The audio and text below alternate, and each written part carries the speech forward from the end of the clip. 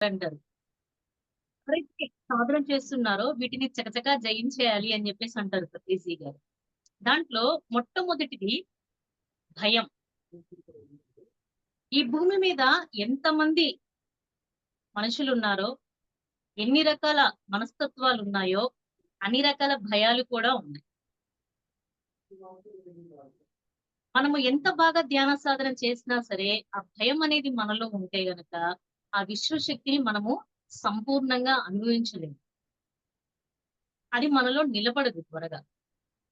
పరిపూర్ణంగా మనలో ఉండలేదన్నమాట ఆ విశ్వశక్తి.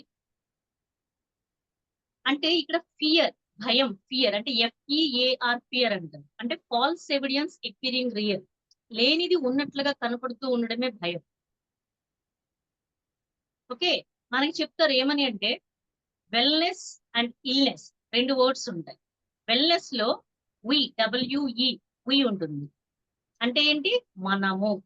మనము అనేటప్పటికి ఒక ధైర్యం, ఒక ఆనందం. అలాగే ఇల్‌నెస్‌కొచ్చేటప్పటికి అంటే సింగిల్ నేను అనేటప్పటికి ఒక భయం, దుఃఖం. కాబట్టి ఎప్పుడు కూడా అందరము ధైర్యంగా ఉండాలి, ఆనందంగా ఉండాలి అంటే గ్రూప్ ఆఫ్ పీపుల్ అనేది మనం ఉండాలి. సో దేనికైనా సరే, ఎలాంటి రకాలైన భయాలైనా సరే, మనం ముందు దాన్ని ఫేస్ చేయడం అనేది నేర్చుకోవాలి.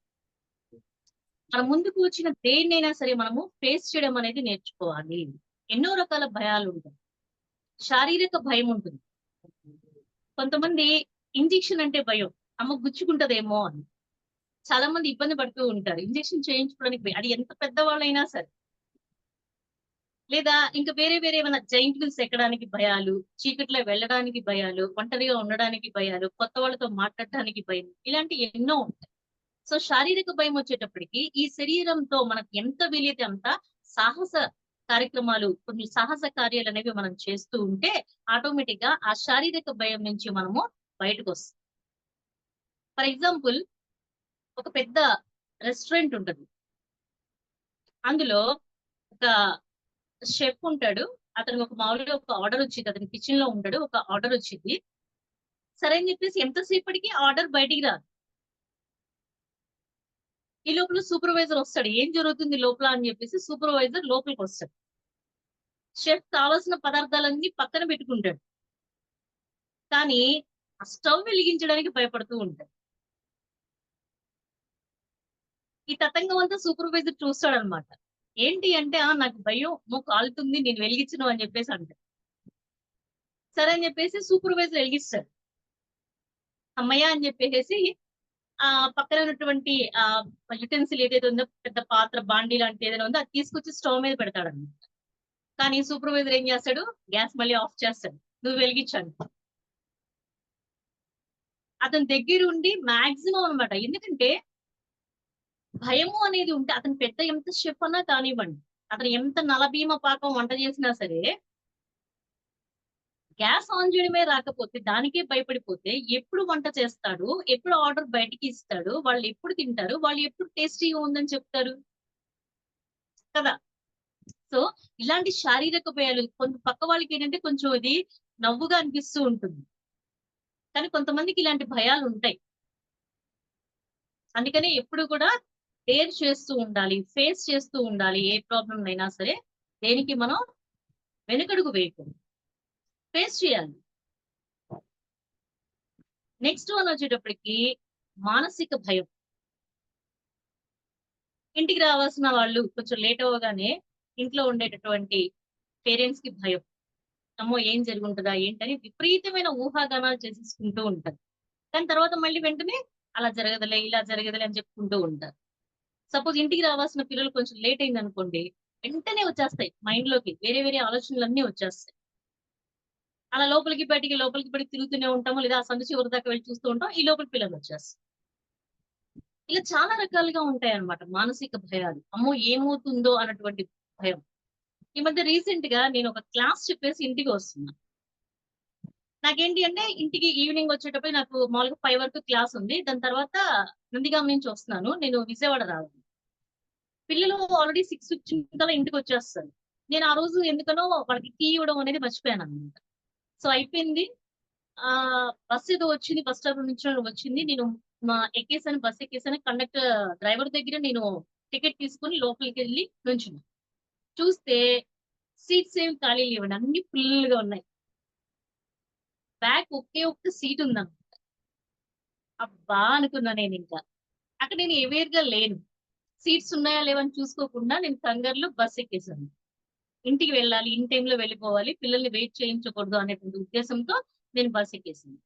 అలా అని చెప్పి ఎవరినన్నా లేపుదామా అంటే ఎవరికి వాళ్ళు ఫుల్ బిజీగా ఉన్నారు. మంచిగా ఫోన్స్ ఆడుకుంటున్నారు. కొంతమంది కపుల్స్ చక్కగా జోక్స్ చెప్పుకొని నవ్వుకుంటున్నారు. కొంతమంది మంచి స్లీప్‌లో ఉన్నారు. ఇలా ఉంది పొజిషన్. ఎవరిని డిస్టర్బ్ చేస్తాం? ఇంక బ్యాక్‌కెళ్ళి కూర్చున్నా. కూర్చున్నానే గాని ఇక నా పరిస్థితి అంటే ఇంక ఇంతే. ఇలా కూర్చున్నాననమాట. ఒక రకంగా చెప్పాలి అంటే అందరూ జెంట్సే ఉన్నారు. అమ్మో! ఏమన్నా అన్న ఫీలింగ్ వచ్చేసిందనమాట నాకు. తర్వాత మళ్ళీ వెంటనే ఏమవుతుంది? ఏమీ అవ్వదు. ఎందుకు అనవసరమైన భయపడాలి నేను? అని చెప్పి నాకు నేను సర్ది చెప్పుకున్నాను. చెప్పుకొని మాక్సిమం నా సిక్స్త్ సెన్స్ చెప్తుంది. ఇక్కడ నువ్వు ఎక్కువ సేపు ఉండవు ఈ సీట్‌లో అని నాకు అనిపిస్తూనే ఉంది. ఒక 15 మినిట్స్‌లోనే ఎవరో ఒక స్టాప్ వచ్చింది. 3 మెంబర్స్ దిగిపోయారన్నమాట. ఇంకా హ్యాపీగా నేను బ్యాక్ నుంచి ఫ్రంట్‌కొచ్చి కూర్చొని మిగిలిన 1 అవర్ జర్నీ కూడా హ్యాపీగా వచ్చేసాను నేను విజయవాడ. అంటే మనకు కొన్ని కొన్ని మానసిక భయాలుంటాయి. మన చిన్నప్పటి నుంచి మనకి తల్లిదండ్రులు నేర్పించినవి గానివ్వండి, సామాజికంగా మనం నేర్చుకునేవి గానివ్వండి, ఇలాంటి కొన్ని కొన్ని భయాలు మనలో ఉండిపోతాయండి. కానీ వాటిని మనం ఫేస్ చేయాలి. ఎప్పుడైతే మనం ఫేస్ చేస్తామో ఆటోమేటిక్‌గా వాటిలోంచి బయటకొచ్చేస్తాం. ఇంక భయపడాల్సిన అవసరం ఉంది. ఓకే. అలాగే బుద్ధిపరమైన భయాలుంటాయి. సపోజ్ ఇప్పుడు ఈ రోజు నేను క్లాస్ బాగా చెప్పాను. రేపు ఇంకో క్లాస్ చెప్పాలి. నిన్న చెప్పినంత బాగా నేను చెప్పగలనా లేదా? అంత ఎఫర్ట్ నేను పెట్టగలనా లేదా? అంత బెస్ట్‌గా నేను ఇవ్వగలనా లేదా? అనేటటువంటి భయాలుంటాయి. ఈరోజు ఎగ్జామ్ రాస్తే మళ్ళీ నెక్స్ట్ కొన్ని డేస్ అయిన తర్వాత ఎగ్జామ్ రాసేటప్పుడు మళ్ళీ నేను అంత మంచి మార్క్స్ నేను తెచ్చుకోగలనా లేదా? ఇలా బుద్ధిపరమైన భయాలుంటాయి. అంతా తెలుసు మనకి. కానీ ఏదో ఒక చిన్న ఫియర్. ఎగ్జామ్ అనగానే వచ్చేస్తది మనకి ఫియర్. ఆ టెన్షన్ అనేది ఫీల్ అవుతూ ఉంటారు చాలా మంది. రీసెంట్‌గా నేను లాస్ట్ ఇయర్ అక్టోబర్‌లో ఒక కోర్స్ చేశాను. స్పిరిచ్యువల్ టాబ్లెట్స్ కోర్స్ చేశానన్నమాట. లెవెల్ 1 కంప్లీట్ చేశాను నేను. సో, ఆ క్లాస్‌కి నేను అటెండ్ అవ్వాలని చెప్పేసి అనుకున్నప్పుడు, మా ఏరియాకి దగ్గరలో అంటే కొంచెం మానస సరోవరం అని చెప్పి ఒకటుంది తాడేపల్లిలో. అక్కడ 11 డేస్ వర్క్‌షాప్ పెట్టారు. సో, వాళ్ళకున్నటువంటి రూల్స్ ఏంటి అంటే, కంప్లీట్ 11 డేస్ అక్కడే ఉండాలి. బయటికి వెళ్ళడానికి లేదు. అలాగే 4 ఎగ్జామ్స్ ఉంటాయి అని చెప్పేసి చెప్పారు. సో, నాతో పాటు ఆ కోర్స్‌కి వెళ్దాము, నేర్చుకుందాం అనుకున్న వాళ్ళు ఎప్పుడైతే అక్కడ ఉండాలి అని అన్నారో వాళ్ళు కొంతమంది డ్రాప్ అయిపోయారు. కొంతమంది 4 ఎగ్జామ్స్ అనగానే ఇంకొంతమంది డ్రాప్ అయిపోయారు. ఇద్దరం మిగిలాం. అంతే. ఆ ఇద్దరమే మేము వాళ్ళతో మాట్లాడుకొని మాకు కొంచెం దగ్గరే కాబట్టి మేము రోజు అప్ అండ్ డౌన్ చేస్తామండి అని చెప్పేసి వాళ్ళతో మాట్లాడి మార్నింగ్ 9 కల్లా ఎళ్ళేవాళ్ళం. మళ్ళీ ఈవినింగ్ 7 కల్లా రిటర్న్ అయిపోయేవాళ్ళం. సో, అలా రెగ్యులర్‌గా 11 డేస్ వెళ్ళేవాళ్ళం. ఆ 4 ఎగ్జామ్స్‌లో మొదటి 1, 2 ఈ 2 టెస్టుల్లో నేను థర్డ్ ప్లేస్‌లో ఉన్నా. ఓకే. అప్పటికి నాకు ఒక నర్వస్ ఫీలింగ్ అనమాట. ఇన్ని ఇయర్స్ తర్వాత మళ్ళీ ఇంకోటి నేర్చుకుంటున్నాను. ఇంకొకటి ఎగ్జామ్ రాస్తున్నాను అనేటువంటి ఫీలింగ్. సో, నాకేమనిపించిందంటే తర్వాత కొద్దిగా నాకేమనిపించిందంటే ఎప్పుడైతే ఆ నాలెడ్జ్ నేను గెయిన్ చేస్తున్నానో నేను అనుకున్నది ఏంటి అంటే I give my level best. పత్రికలో ఏం చెప్తారు? కాంపిటీషన్ అక్కర్లా. ఎలా ఉండాలి ఆ కాంపిటీషన్ అంటే మనం నేర్చుకున్న జ్ఞానాన్ని పరిపూర్ణంగా మనం అక్కడ ఫోకస్ చేసి ఆ ఎగ్జామ్ రాయాలి. 100 మార్కులకి 100 మనం అటెంప్ట్ చేయాలి. అంతేగాని క్లాస్‌లో నేనే ఫస్ట్ అన్నట్టు కాకుండా 100 మార్కులకి వాళ్ళిస్తే పేపరు, ఆ 100 మార్కులకి మనం అటెంప్ట్ చేయాలి. సో, నేను నా లెవెల్ బేస్ నేనిచ్చాను. సో, థర్డ్ ఎగ్జామ్‌లో నాదే ఫస్ట్ ప్లేస్. అండ్ ఫైనల్ ఎగ్జామ్‌లో కూడా నాదే ఫస్ట్ ప్లేస్. సో, ఆ బుద్ధిపరమైనటువంటి భయం నుంచి నేనలా బయటకొచ్చాను. సో, అదయిపోయిన తర్వాత చక్కగా స్పిరిచ్యువల్ టాబ్లెట్స్ సీఈఓ శ్రీదేవి గారొచ్చారు. ఫస్ట్ సర్టిఫికేట్ నాకే ఇచ్చారు. మేడం మీకు కౌన్సెలింగ్ పార్ట్ ఇచ్చేస్తున్నాం. మీరు కౌన్సెలింగ్ చేయాలి అని చెప్పేసన్నారు. ఓకే అని చెప్పనా. సో, అలాగా మనము దేన్నైనా అసలు ఫేస్ చేయడం అనేది నేర్చుకోవాలి. భయపడితే గనక అక్కడే ఆగిపోతాం. అందుకని దాంట్లో నుంచి బయటపడాలి అంటే ధైర్యంగా ఒక అడుగు ముందుకు వెయ్యాలి. అలాగే ఆత్మపరమైన భయం ఉంటుంది. సపోజ్ ఇప్పుడు మనం కొంత జ్ఞానం నేర్చుకున్నాము. చాలా మంది జ్ఞానం ఉంటుంది వాళ్ళకి. కానీ ఎదుటి వాళ్ళకి అది ఎలా చెప్పాలి? ఇతరులకి దాన్ని ఎలా బోధించాలి? అనేది చాలా మందికి రాదు.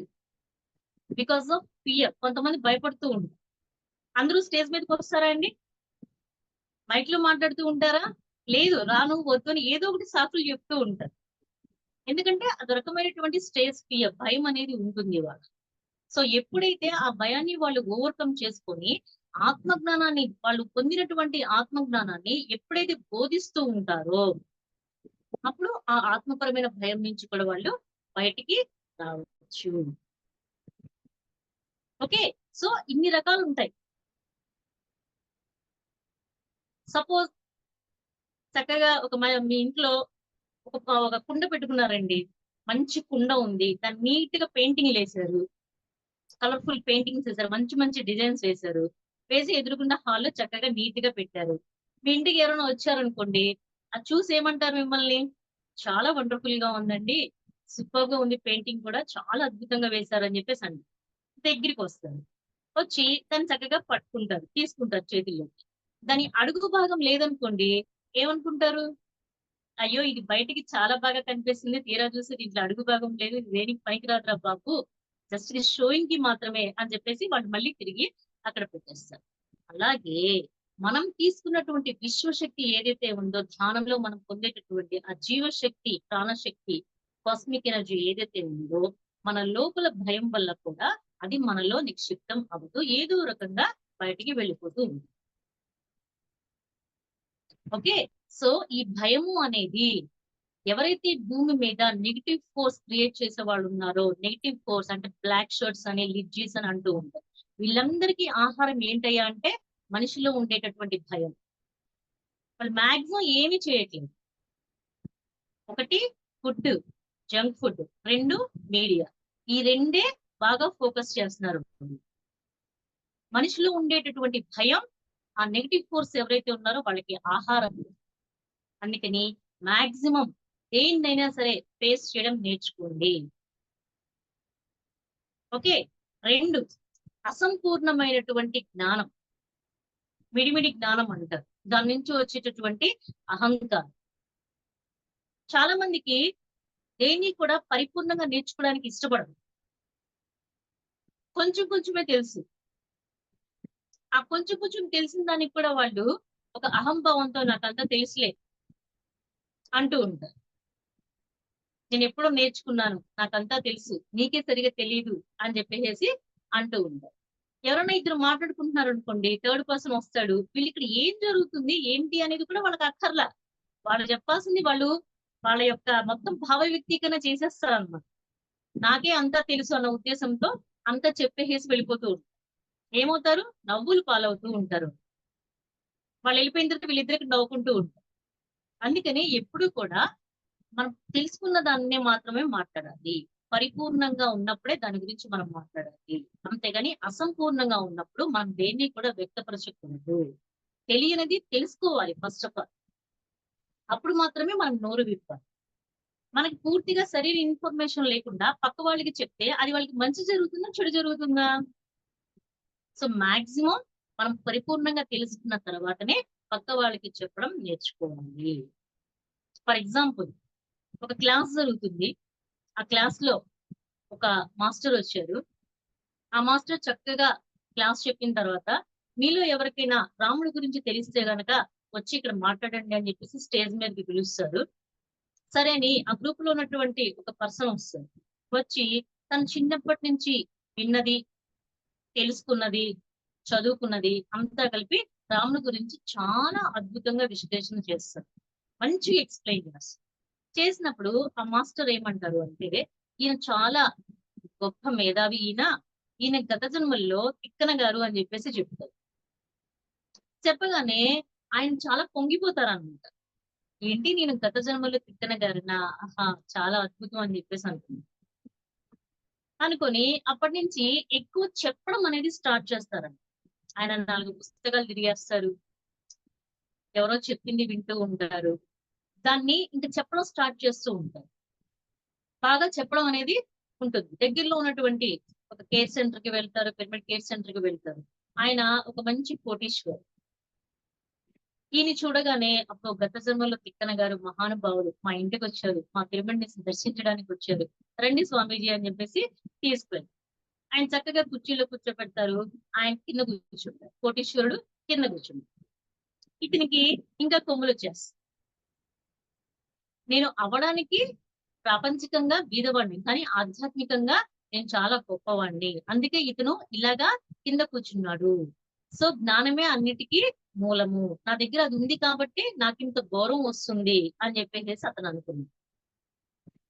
స్వీయ సాధన అనేది తక్కువైపోయింది. ఎప్పుడైనా సరే సాధన మనం ఎప్పుడైతే బాగా చేస్తూ ఉంటామో, స్వీయ అనుభవాలను ఎప్పుడు పొందుతూ ఉంటామో, అప్పుడు పరిపూర్ణమైన జ్ఞానం అనేది మనకొస్తుంది. అది అతనిలో తక్కువైపోయింది. మాక్సిమం ఎక్కడికి వెళ్ళినా సరే కంటిన్యూయస్ గా చెప్పడం అవుతుంది బాగా అతనికి. తీసుకోవడం అనేది తక్కువైపోయింది. మరి అతనికి ప్రాపంచికంగా ఫ్యామిలీ ఉంటుంది. అన్ని బాధ్యతలు ఉంటాయి. కానీ ఇది అతనికి బాగా నచ్చింది. ఆ చెప్పడం అనేది, ఆ గౌరవం పొందడం అనేది, బిరుదులు పొందడం అనేది బాగా ఒక కిక్కిస్తుందన్నమాట. సో, అందుకని మాక్సిమం ఇంటి బాధ్యతలు, ప్రాపంచికమైనటువంటి బాధ్యతలన్నిటిని వదిలేసి కేవలం దీంట్లోనే తిరుగుతూ ఉన్నాడు. సాధన కూడా లేకుండా. ఓకే. కానీ ఎప్పుడన్నా మరి ఇంటికొస్తారు గదా! భార్య పిల్లల్ని చూసుకోవాలి గదా! ఇంటికొస్తారు గదా! మరి ఇంటికి వచ్చినప్పుడు ఇంట్లో మరి మనిషి రాగానే అది కావాలి, ఇది కావాలి, అది లేదు, ఇది లేదు, మీరేం పట్టించుకోవట్లేదు. ఇది యాజ్ యూజువల్‌గా జరుగుతూనే ఉంటుంది. చాలా క్యాజువల్. జరుగుతూ ఉన్నప్పుడు ఇతనికేమో కోపం వచ్చేస్తూ ఉంటుంది. సాధన లేనప్పుడు ఈ కోపము, అహంభావము, ఆక్రోశము ఇలాంటియన్నీ బాగా ఎక్కువైపోతూ ఉంటాయి. సో, ఇతనికి కోపం వచ్చేసి ఇంట్లో వాళ్ళందరి మీద అరిచేస్తూ ఉంటాడు. రుసరుసలాడుతూ ఉంటాడు. అన్నీ జరుగుతూ ఉన్నాయి.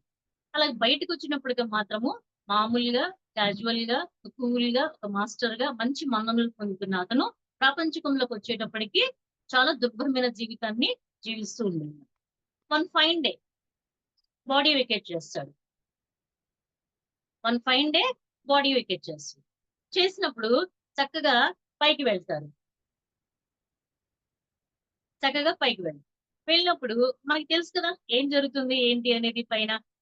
కానీ ఇక్కడ మనం జస్ట్ ఒక స్టోరీ గురించి చెప్తున్నాం కదా! ఎగ్జాంపుల్‌గా మాట్లాడుకుందాం. "ఏమయ్యా ఏం జేసొచ్చావు నువ్వు?" అని అడుగుతారు.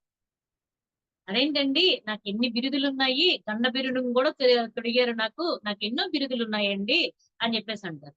నిన్ను భూమి మీదకి ఎందుకు పంపించాం? నువ్విక్కడ ఏం డిజైన్ చేసుకొని కిందకెళ్ళాము? నువ్వు చేసొచ్చిందేంటి? అని చెప్పి అడుగుతారు. అడిగినప్పుడు కాదు స్వామీజీ కరెక్టే మీరన్నది కరెక్టే. కానీ నేను ఎంతో బోధించాను గదా! అంటాడు. నీకే పరిపూర్ణమైన జ్ఞానం లేదు.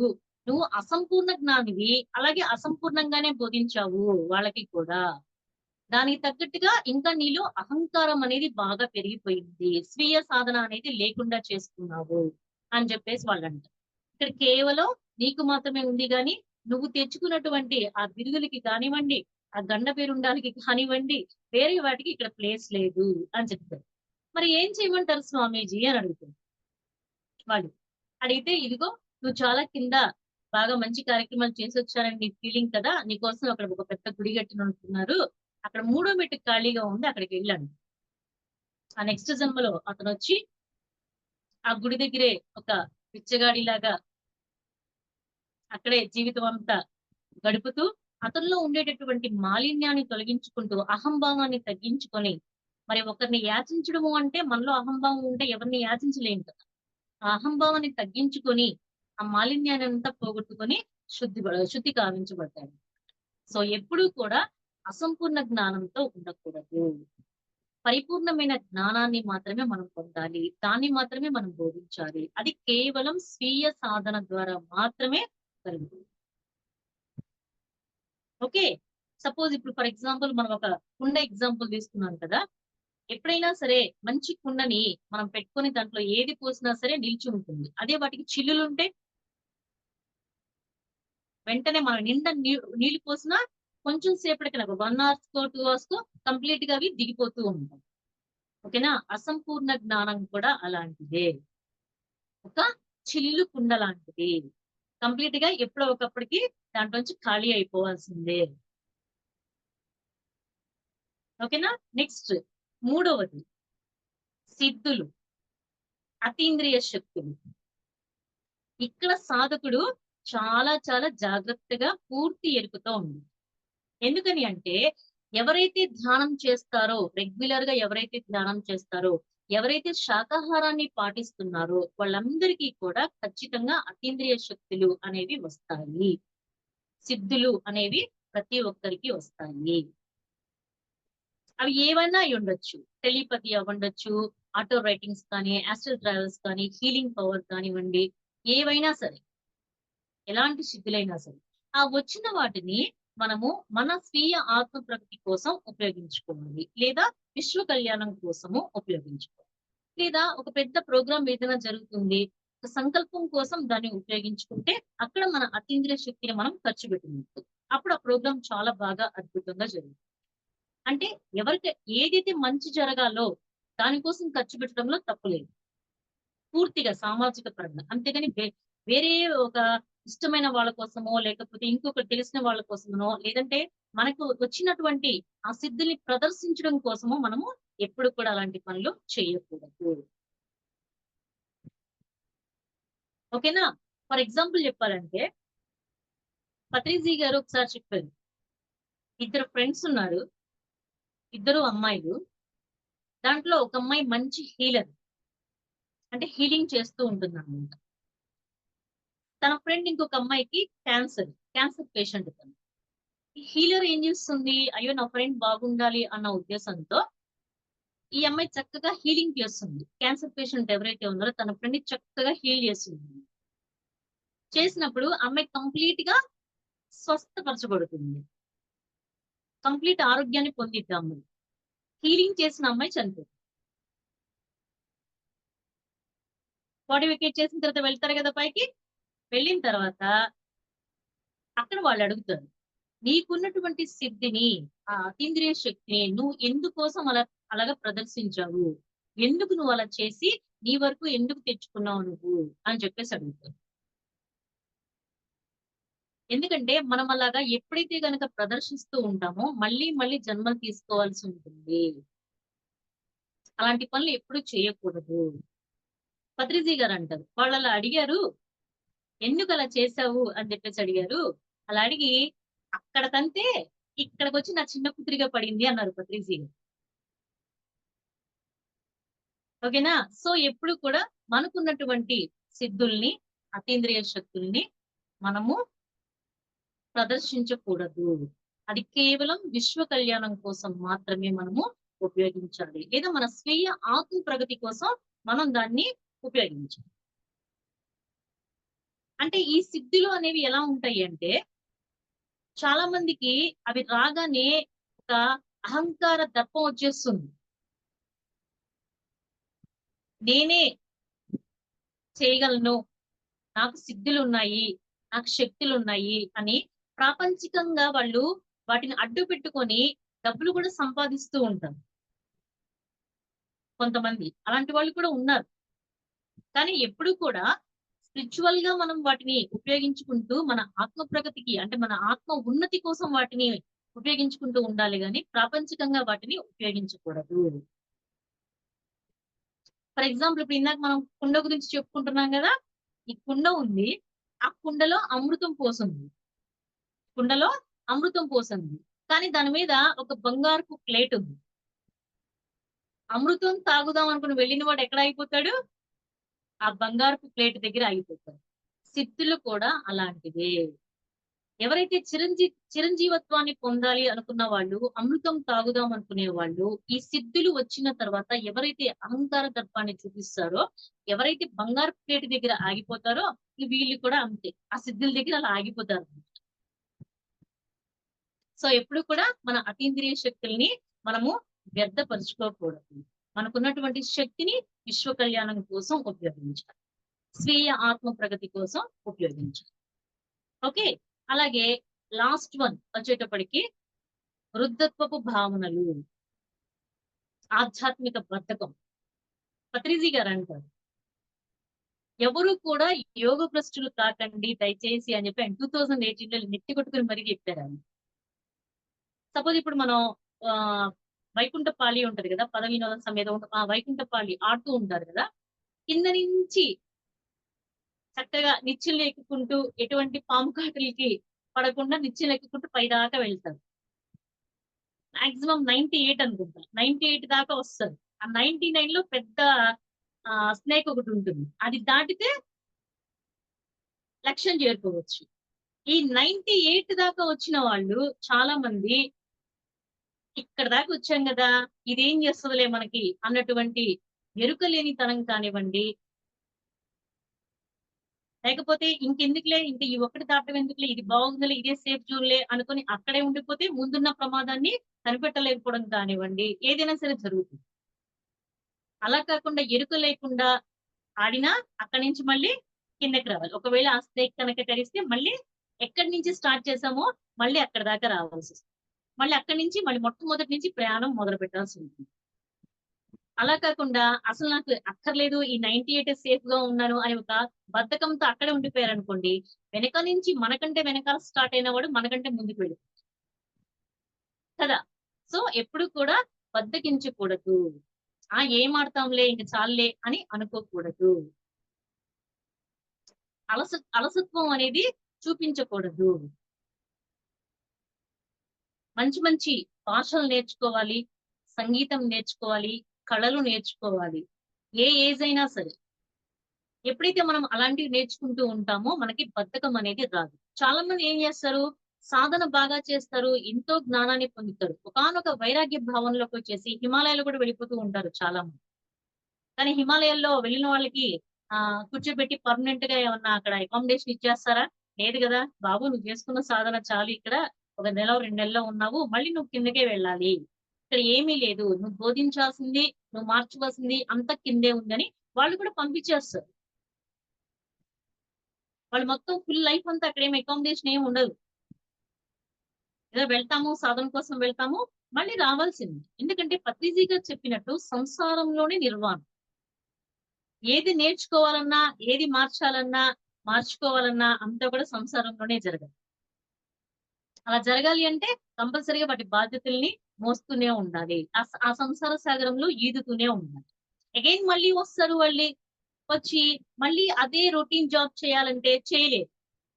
వాళ్ళకి ఇష్టం ఉండదు, బద్దకిస్తూ ఉంటారు. ఓకేనా. అందుకని అలా కాకుండా పెద్ద పెద్ద ప్రాజెక్ట్స్, మన స్పిరిచువల్ దాంట్లోనే ఏదైనా పెద్ద పెద్ద ప్రాజెక్ట్స్ ఉంటే వాటిల్లో వర్క్స్ చేయడం కానివ్వండి, కొత్తగా ఏదైనా నేర్చుకోవడం కానివ్వండి, ఇలాంటివి చేస్తూ ఉన్నప్పుడు మనకి ఆ బద్ధకం అనేది ఉండదు. ఇంకా చాలులే అనేటటువంటి అలసత్వ భావన అనేది రాకుండా ఉంటుంది. ఫర్ ఎగ్జాంపుల్ చెప్పాలంటే ఇప్పుడు కుండ ఎగ్జాంపుల్ చెప్పుకుంటున్నాం కదా, అమృతం ఉంది, కానీ ఏమంటారు, నువ్వు వెళ్ళి తీసుకురా, నువ్వు ఇస్తే నేను తాగుతా అంటావు. ఎవరు తీసుకొస్తారండి? ఎవరు తీసుకురారు కదా. మనమే వెళ్ళాలి, మనమే తీసుకొని మనమే తాగాలి. దానికి కూడా బద్దకిస్తే అక్కడ దాకా వెళ్ళిన వాళ్ళు తాగుతారు కానీ మనకివ్వరు కదా. కాబట్టి ఎప్పుడు కూడా ఈ అలసత్వ భావనలు ఉండకూడదు. సో ఈ 4టిని చకచకా జయించాలని చెప్పారు పత్రిజీ గారు. సో ఎవరైతే ఎప్పుడైతే బాగా ధ్యానం చేస్తారో, శాకాహారం చేస్తారో, పత్రి సార్ లక్ష్యంలో భాగంగా వర్క్ చేస్తారో వాళ్ళందరూ మాత్రం వీటిని చకచకా జయించేస్తారు. ఓకేనా. రైట్. థ్యాంక్ యూ మేడం, అందరికీ అర్థమైందని ఆశిస్తున్నాను.